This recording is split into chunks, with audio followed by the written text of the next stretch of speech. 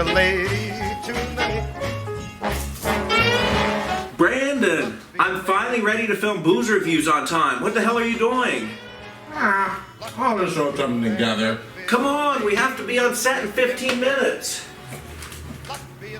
Oh, relax. My mom made my outfit weeks ago. I'm fine.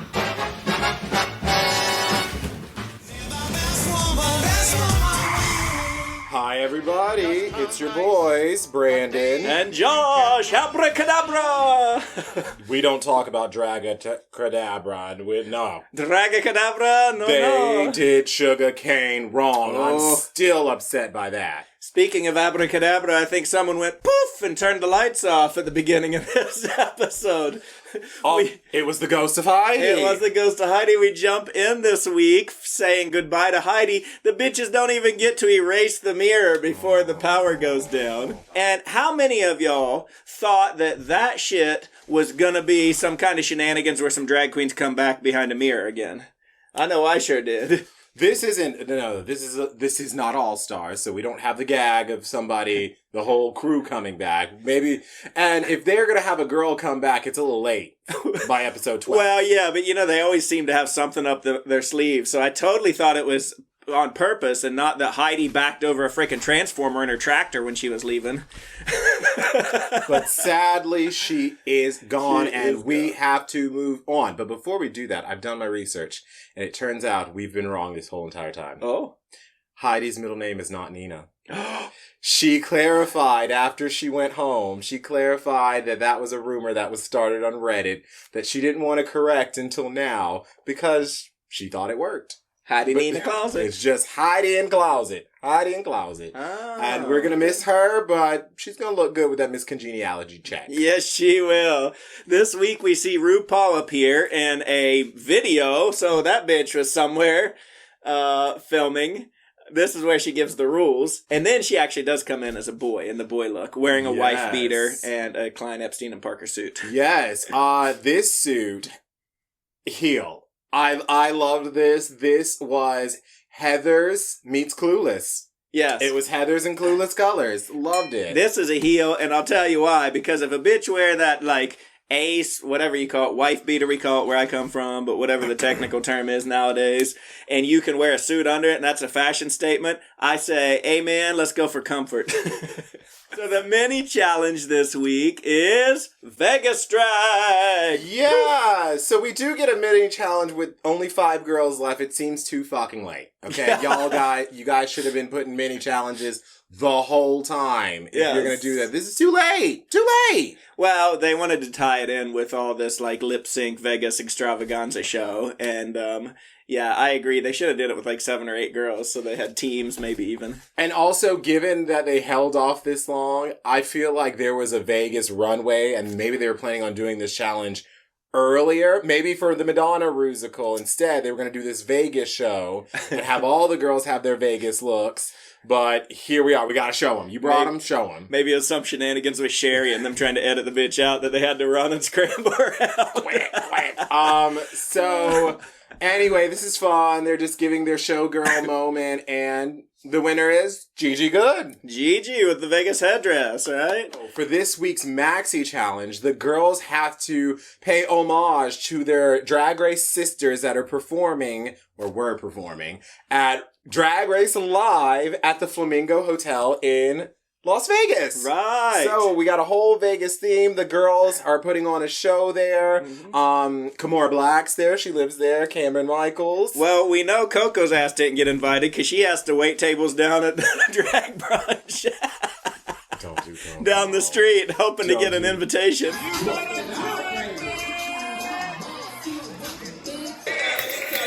You want a date with me with my wig on? No, seriously. Oh, he was ready, too. Oh, you almost there, girl. Keep turning that Janet out. They're going to put you in the show. That's like the bitches that are washing dishes at one of them Gordon Ramsay restaurants. Right. We're going to work up. You almost there. I've heard good things about this show. Some of our friends that watch Booze Review, shout out to the sisters, Shelly Hardwick and Catherine Hardwick. I know you guys took a girls' trip out there to see it, and you said good things. So sad that it's closed down right now, but shout out they're getting recognition in this way. Yes. Yeah, so this challenge just seemed like the first 2 episodes plus the Madonna Rusical. It's like, they're doing the same shit over and over and over again, recycling the same ideas, bitch. yes, there's only so many. Yeah, I mean, when you're RuPaul and you're doing 15 shows at a time trying to cash in that check, it's like, how many ideas can you come up with? Right, she don't care. So, we get some special guests this week. We get Leland and Freddie doing the audio recording. Yes. We get Jamal back doing the choreo. Jamal Right. Sims. Yeah, my baby Todrick is gone. Todrick. You know what? Here's a little tidbit. I've been on a Todrick production, and it was messy. Okay? It was messy. People were striking because they didn't get paid from the night before. He on the phone with his mama trying to figure out what he gonna do. And so I stand with the people that said that they didn't get paid. And another thing, how come his dancers let the tea be spilled that ain't no black people? They can do all the dancing, but as soon as it's time for actually to film, the white people go up front. Shout out to mama with the short hair. Loved her, and she spilled it. So Todrick, you can stay gone, sis. He said that thing. Woo! Damn! All right, let's It's time to, we almost done with the season. I don't care. I don't care anymore. The fucks are long gone. Long gone! All right, so this was an interesting episode. We get goods and bads. People are good at singing, making raps. People are good at dancing. People are not good at it. It's surprisingly, Jackie's heart is in the right place with the dancing. Jackie's heart's always in it, bitch. But the body wasn't selling the sexy. And surprisingly, Jada's heart was in the rap. Boss bitches, rise up. There's no better time than now. Sometimes we beat ourselves. Okay, I'm sorry. My rap style is Old Mother Hubbard. That's it. There ain't much rap in there. I wish I could flow like Cardi B or somebody, but baby. That's not my tea. As I'm learning. Yeah. But it just was not, the flow wasn't coming out. That half I need to find a syllable. Do you know who I really loved? Was Crystal Method, because in her rehearsal, her verse didn't go with shit. It was not on anybody's beat. Yes. 1, 2, 3, 4. Draw on a big smile. Add glitter to make it pop. Let your hair down. Swing it around. Hot. But somehow it worked. She kept it pushing. RuPaul comes down the runway, and she was giving last episode before the finale eleganza. Mm-hmm. So she's not going to go full on. A lot of times her finale gowns are actually meh. Yeah. Yeah, this episode, the one before the finale, usually is the best. And Mama looked good. Yes, that was a heel. It looked good. Yes. All right, so it's time to see the performance this week. They started with Baby, I Made It. And this was great. I love this. The whole thing was really high energy, right? Well, yeah, we have this opening number where they're all in their entrance looks. I loved that we took it back to those entrance looks. This is why y'all hated Crystal at the beginning. I know. This was clown bitch, like, oof. I don't even know. Yeah. That look was stupid. The jester thing. But you know what was smart? That because she had not so good of an entrance look, maybe, it shows how far she's really come when she gets eleganza. So if you're going to be on the show in the future, there's your tip. Set the bar low so you can just keep getting higher. But don't be Dolly and end up in a broccoli suit the whole time. Okay. The shade. The shade. So then it goes into this beautiful ballad with Gigi and Sherry wigless in the mirror. And that was probably the highlight for me of the whole damn thing. Well, Jada. Oh, no, Jackie. Excuse me.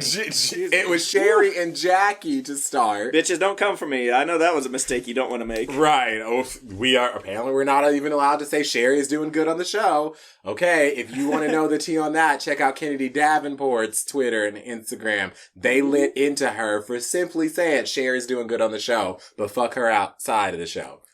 You can say that. She's doing good on the show. Fair enough. Okay. She sure is. So Sherry and Jackie have this beautiful power ballot moment, and Sherry, is showing she can not be over the top. She can bring it back. Yeah, Sherry is such a good actress that it's like when she's not given shtick, it's like she has powerful emotional moments. Yeah. And Jackie and then Crystal and Gigi have a moment, which is oddly fueling the rumors that they're in some sort of three-way because Crystal has a boyfriend, but Gigi's like, I'm open to being in a throuple. And they're like, yeah, we're into... So that's RuPaul sneaking in the window like a cat man. Right. RuPaul wants some Crystal back. Oh, yeah, sister. Yes, she does. And then Miss Jada just... Well, swoops everyone out of the way. I gotta give a call out for Crystal's Avenue Q wigs and these color palettes. I'm like, I don't like when this bitch dresses up and everything neon under the sun, and I think it looks a little tacky sometimes. Yeah. I didn't say it. But Crystal is like, it gives me like this puppeteering Avenue Q cartoon-esque thing all the time. Oh yeah, for her, but it was supposed so it's supposed to be a disco finale, and Crystal was serving neon rainbow bright. But they didn't know.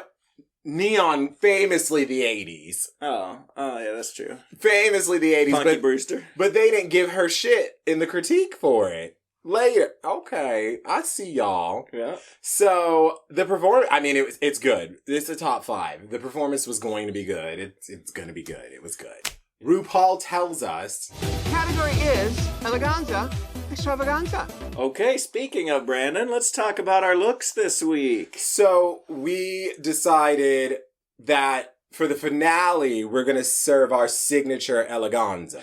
Eleganza. We'll give you our eleganza then. So for this week, we've decided the theme should be Vegas. Whoop, whoop. And I am giving you the King of Hearts. The King of Hearts, bitch. You turned it out this week. Oh, okay. Well, to be quite honest, I consider this one of my worst looks of the season. I'm actually going to give myself a crock because it was not executed to the level that I know I can do. Because me and Gigi Good have the same designers.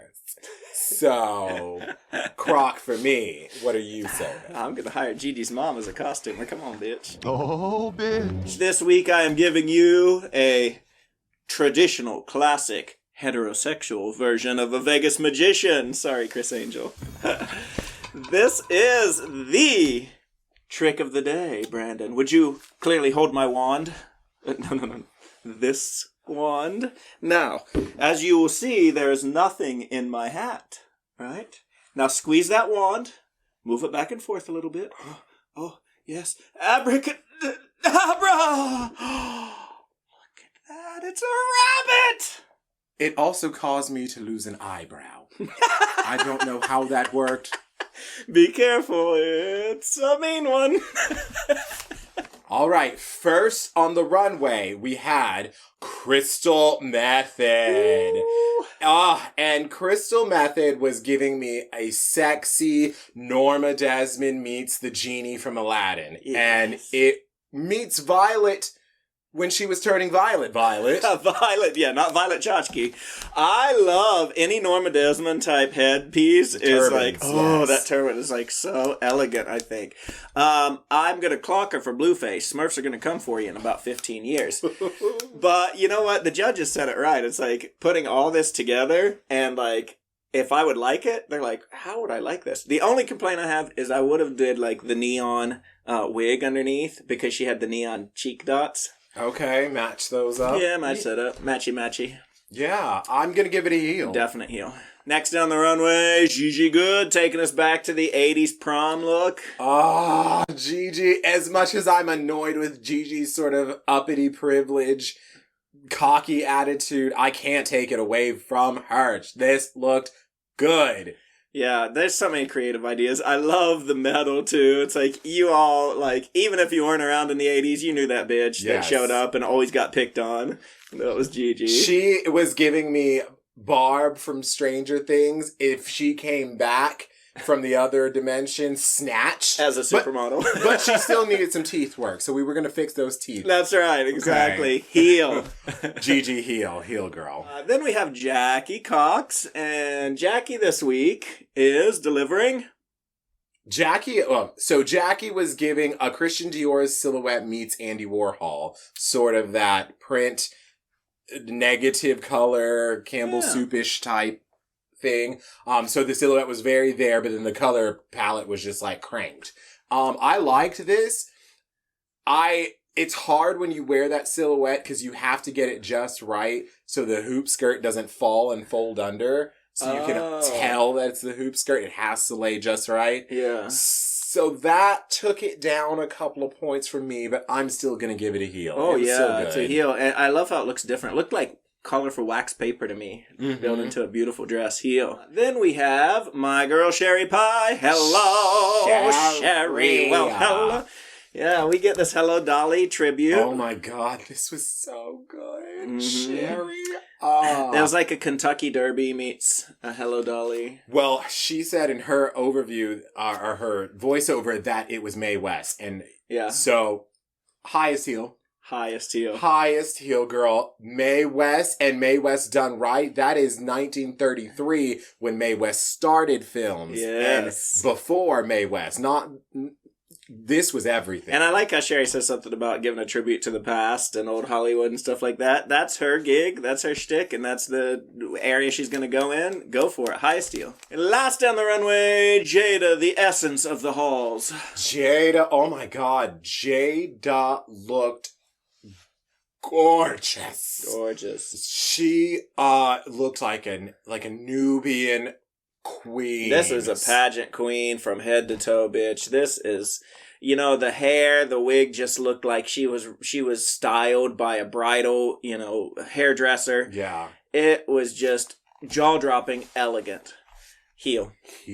So, now it's time for Brandon and Josh to not do tops and bottoms this week.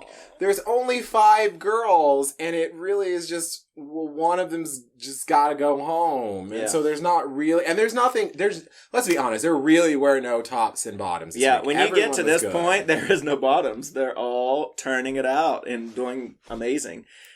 I knew Jackie would be on the bottom because of her look in the disco thing. Yeah. The monochromatic thing that kind of got lost. Yeah. That's really the only complaint I could throw out. But here's the thing about that. Okay, if that was the case and they were judging these girls on this look that they put together for a challenge that they may or may not have known was going to happen, so we don't know, maybe they thought the showgirl looks were going to go in that spot, but they made them use it. Yeah. So I've heard stories of girls like planning, but then having to flip. And so I don't know if that's what Jackie really wanted to do. But if that's the case, then how come they did not, like things like not clocking Crystal for being 80s in the disco? They clocked Sherry for her disco not being wild enough.